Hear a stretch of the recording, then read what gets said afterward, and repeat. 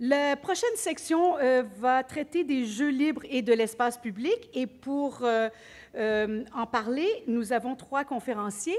La première, Madame Clara Couturier.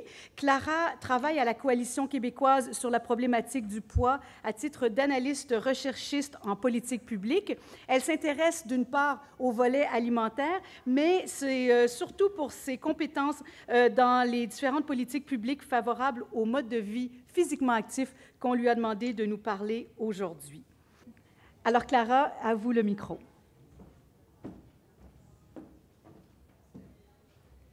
Alors, bonjour à tous et toutes. Ma présentation s'intitule « Le jeu libre et la réglementation, une volonté politique pour une ville en santé ».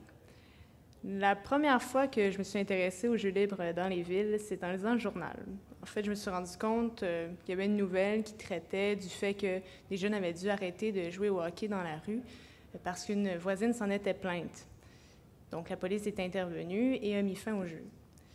C'est en fait une nouvelle qui s'est produite récemment à l'arrondissement Verdun à Montréal et ça a été couvert par les médias. D'ailleurs, c'est un scénario qui se répète souvent. Ce qui est intéressant pour les médias, c'est qu'il y a d'abord, d'une part, un angle de proximité, donc c'est près de nos quartiers, près de nos jeunes. Il y a aussi l'angle conflictuel, c'est-à-dire les gentils qui veulent que jouer, les enfants, et le méchant qui fait une plainte. Et enfin, il y a l'insolite, soit des règlements un peu absurdes qui sont à dénoncer souvent parce qu'ils empêchent les jeunes de jouer quand ils sont appliqués. Évidemment, ce n'est pas les seuls freins au jeu dans les municipalités. Il y a des questions d'accès au parc, aux terrains de jeu, etc. Seulement, ça reste un problème intéressant pour sa visibilité médiatique et surtout parce que les gens, en général, sont surpris d'apprendre que de tels règlements existent. Aussi, les citoyens et les élus risquent un jour ou l'autre d'y être peut-être confrontés. Donc, je propose une réflexion sur ces règlements et sur la pertinence du jeu libre dans les villes, en l'occurrence les rues et les ruelles. C'est quoi les... Excusez-moi. J'ai oublié de faire des pauses. Ça, c'est la couverture médiatique. Donc, il y a des amendes qui sont données, saga autour du hockey de rue. Les règlements, quels sont les obstacles au jeu? Donc, pour ceux qui connaissent M. Bruy.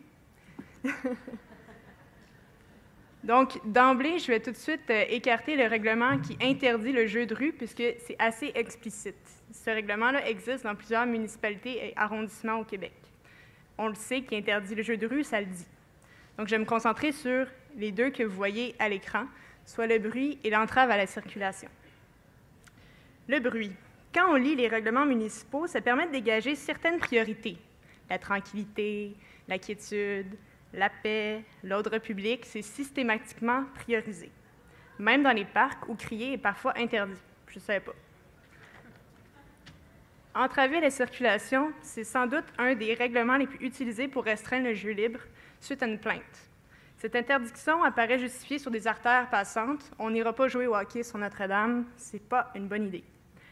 Mais il reste que les artères résidentielles qui ont une circulation réduite et souvent à vitesse plus lente, ça permet une meilleure cohabitation entre automobilistes et joueurs de hockey ou de soccer et ou de craie sur la rue.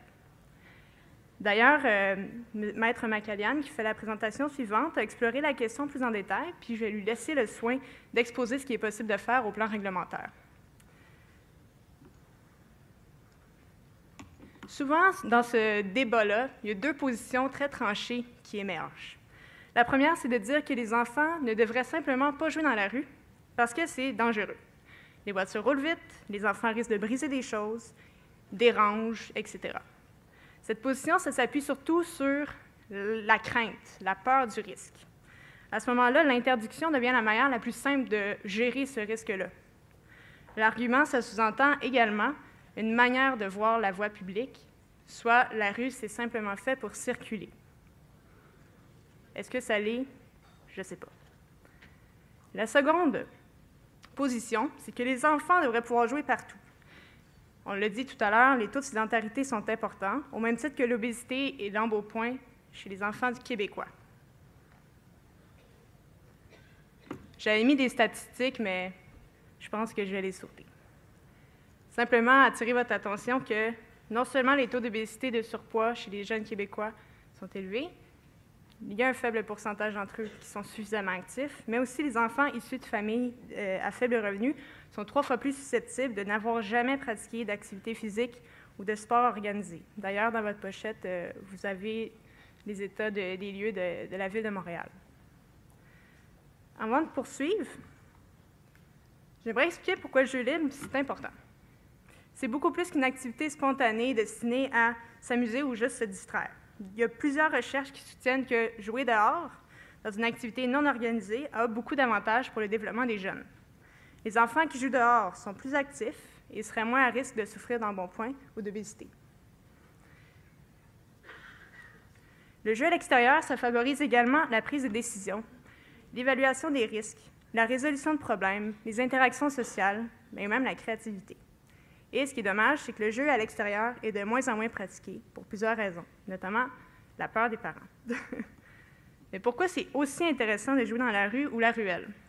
Il y en a beaucoup qui diront « ils ont juste à aller au parc à côté, c'est tellement simple ». C'est un peu de la mauvaise foi. Mais il y a certains jeunes qui n'ont pas accès à des parcs, des terrains de jeu à proximité de la résidence. Juste un 10 minutes de marche ou à vélo, ça peut être décourageant pour y aller. Puis des fois, les parents n'ont pas le temps pour aller assurer une surveillance adéquate. Et on va se le dire, c'est pas tout le monde qui a une cour arrière ou qui ont des terrains propices au jeu. Et également, on va aussi se le dire, la surface d'asphalte, c'est des fois agréable de jouer dessus. C'est une blague grecque. Pour revenir aux règlements municipaux, un règlement municipal, c'est surtout le produit d'une volonté politique à la base. Même s'ils ont souvent une vocation pratique pour le fonctionnement de la cité, ils reflètent une norme.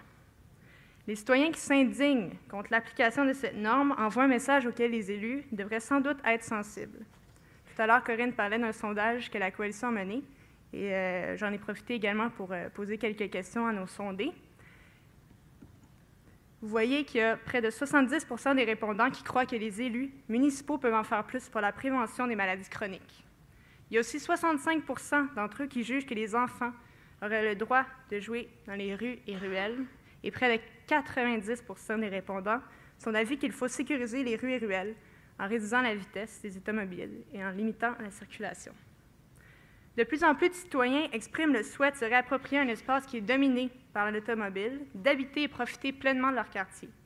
Les citoyens recherchent des villes adéquates pour fonder, élever leur famille et dans des environnements qui favorisent la santé. Les règlements municipaux, je le répète, ont leur raison d'être, mais envoient un message, surtout quand ils sont appliqués. Maintenant, qu'est-ce qu'on fait avec ça? À propos du bruit, l'exemple le plus fort vient à l'international de Berlin. Berlin a dû réagir suite à une hausse surprenante de plaintes faites à propos du bruit des enfants, sur près d'une centaine par année. Le volume de plaintes était tel que ça a eu des conséquences lourdes pour des familles et des garderies. On parle d'amendes, de déménagements forcés, d'imposition de construire des murs de béton autour des garderies, même l'interdiction de jouer à l'extérieur pendant les récréations. Les élus ont amendé le règlement municipal sur le bruit pour préciser que le bruit des enfants n'est pas une nuisance. Bref, que c'est socialement tolérable. Cette initiative est maintenant envisagée dans d'autres pays européens, comme la Suisse, qui vit des événements qui sont comparables. Bien que la situation au Québec ne soit pas la même, la reconnaissance du bruit des enfants comme n'étant pas une nuisance affirme politiquement et légalement l'acceptation de leur présence dans l'espace public. Maintenant, concernant la circulation. Au lieu d'interdire le jeu pour des raisons de sécurité. D'ailleurs, je reviens, le règlement qui interdit strictement le jeu et le sport dans les rues et ruelles ou tout terrain public n'étant pas réservé à cet effet, c'est surtout pour des raisons de sécurité. Donc, qu'est-ce qu'on fait avec ça? Pourquoi on ne s'inspirait pas plutôt de la réduction du risque? Donc, pourquoi ne pas permettre le jeu? Comment faire pour permettre le jeu dans les rues et ruelles ou autres espaces? Les enfants vont y jouer de toute manière et autant sécuriser ces lieux en se concentrant sur la source du risque plutôt que de réprimer le jeu libre. Dans ce cas, c'est la voiture ou plutôt sa vitesse qui représente un risque. Corinne en a parlé, on peut faire des mesures d'apaisement et d'autres mesures physiques pour arriver à cet objectif. En conclusion, Le jeu libre, c'est la manière la plus simple pour que les jeunes soient actifs, et c'est aussi un vecteur de socialisation et d'apprentissage au risque. C'est pas mal pratique. Au moment où les villes innovent pour retenir et attirer leurs familles, changer ou abroger ce type de règlement envoie un message positif aux familles. Elles sont les bienvenues. Quant aux préoccupations de sécurité, qui sont légitimes, des mesures d'apaisement, comme je l'ai dit, peuvent être mises en œuvre avec des règlements municipaux qui permettent aux jeunes d'exister dans les espaces publics. Même s'ils n'ont pas le droit de vote, il ne faut pas oublier leur voix. Merci beaucoup.